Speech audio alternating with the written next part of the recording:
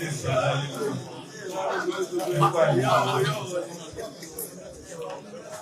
mo kí àwọn ẹkún ìṣòro fún ọ̀sẹ̀ ẹ̀dàlẹ́ ìbàdàn. Orúkọ mi ni Oyèwùmí Alábí oníròdì ìwò ní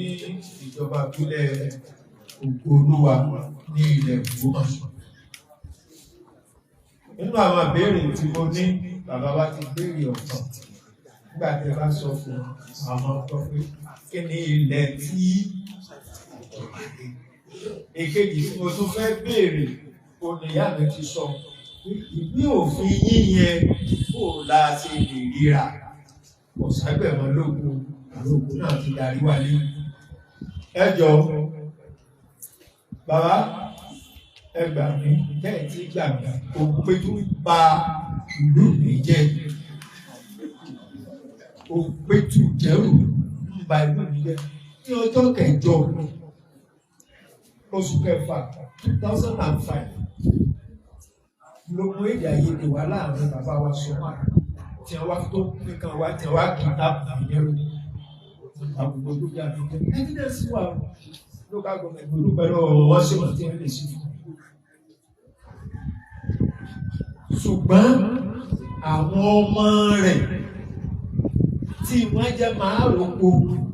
lórí ilẹ̀ mi bí ẹ ṣe ń gbé mi lọ sí yàtọ̀má ẹ gbé mi lọ sí tóní ìlẹ́bùn wọ́n gbé mi wádọ̀ yín náà lọ́jọ́ yẹn tẹ bèbí tó ìlẹ́bùn ni mo wà níwájú AC náà sọ pé ẹjọ́ yẹn ti wà lọ́dọ̀ ẹ̀yìn ẹ̀bà yẹn ló tún lo AC 2B ní ti area command bí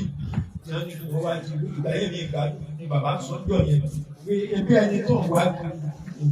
tí ẹ bá ṣe yìí wọ́n tún gbé mi lọ bí wọ́n ṣe gbé mi lọ. Ẹ̀yin tí ẹlẹ́yìn ṣètò nípa ọ̀rọ̀ rẹ̀ bàbá wèrè sùn tí wèrè bá dùn àdùn wèrè ọ̀yà rí òfin wà àṣàṣì wà. Àfẹ́ ló wà sí òfin là ló ṣùgbọ́n béèyàn bá ti fún yàn lọ́kùnrin ni pé èèyàn máa ṣe ètò ọba di sí ló ṣe ẹ̀kú fún àwọn Ògbómọ̀ṣọ́ south òpètù kọ́mọ̀ wá sí Ògo-Olúwa alájàwọ̀ ní mílá ló sì lóko yìí sọ̀rọ̀ tó ní ilé Ògbómọ̀ṣọ́ tó lè kánṣu márààrún kò béèrè àkà lọ́wọ́ mi kí ni tiẹ̀ àlejò níbi l'Ógbómọ̀ṣọ́ àlejò ló l'Ógbómọ̀ṣọ́ ọmọ bí ìránṣọ fi bàbá mi sí ìdàkọ̀wọ̀ Ògbómọ̀ṣọ́ ẹ bá kí lọ fún un kábíyèsí ẹ kìlọ̀ bá lè lóyún ìwọ náà ìwé òsì àti ìwé